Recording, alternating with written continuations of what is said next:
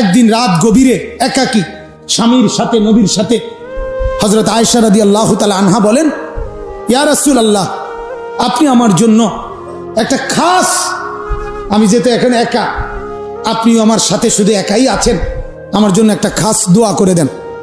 নবীজি দোয়া করছে, আল্লাহুম্মা গফির লি আয়েশা, আল্লাহ আমার আয়েশাকে মাফ করে দেন, মা কদ্দামাত ওয়া মা আখারাত, সামনের গুনাহ মাফ করে দেন, পেছনের গুনাহ মাফ করে দেন, মা আলানাত ওয়া মা আসাররাত, প্রকাশ্য গুনাহ মাফ করে দেন, গোপন গুনাহ মাফ করে দেন। হযরত আয়েশা রাদিয়াল্লাহু তাআলা আনহা খুশিতে আটখান যে মাশাআল্লাহ, কি দোয়াটা করলো রে, সামনের গুনাহ মাফ, পেছনের গুনাহ মাফ করে দেন, প্রকাশ্য গুনাহ মাফ করে দেন, গোপন গুনাহ মাফ করে দেন। আল্লাহ আগে কি কথা বলেন না, আর থাকে কি?